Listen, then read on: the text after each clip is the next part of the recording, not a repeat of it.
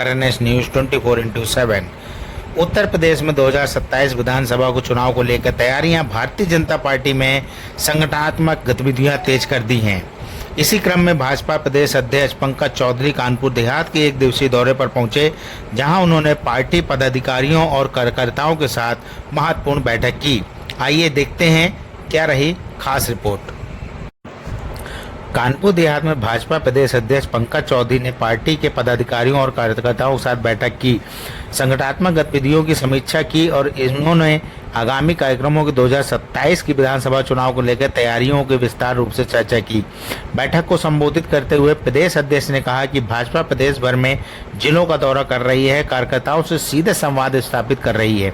Party का लक्ष्य booth स्तर पर संगठन को और अधिक मजबूत बनाना है, ताकि आगामी विधानसभा चुनाव में बेहतर प्रदर्शन सुनिश्चित किया जा सके। उन्होंने कार्यकर्ताओं से जनसंपर्क बढ़ाने के लिए, सरकार की योजनाओं को आम जनता तक पहुंचाने के लिए संगठन के कार्यक्रमों को प्रभावी ढंग से संचालित करने का आह्वान किया। प्रदेश अध्यक्ष ने कहा कि भाजपा का प्रदेश कार्यकर्ता संगठन और सबसे बड़ी ताकत है। उन्होंने सहयोग से ही पार्टी लगातार कीर्तिमान स्थापित कर रही है।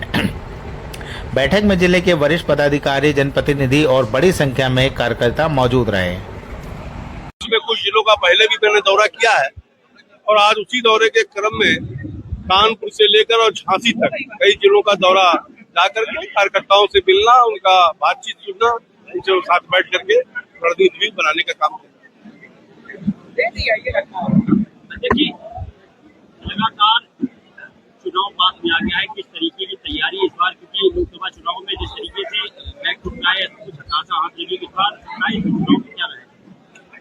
देखो, भारतीय जनता पार्टी का कार्यकर्ता सदैव काम करता रहता है, 365 दिन काम करता है, चुनाव हो या चुनाव ना हो।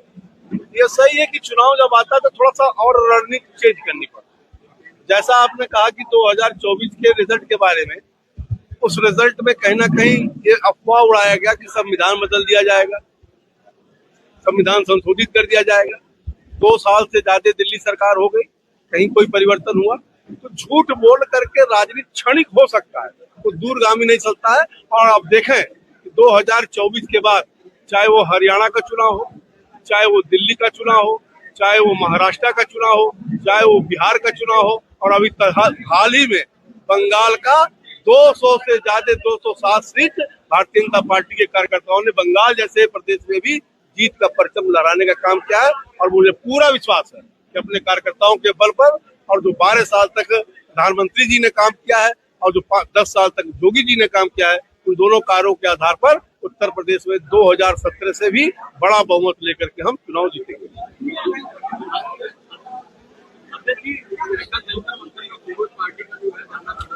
देश में बहुत पार्टियां हैं, देश में बहुत पार्टियां अपना अपना कार्यक्रम करती रहती, वो भी कार्यक्रम हुआ।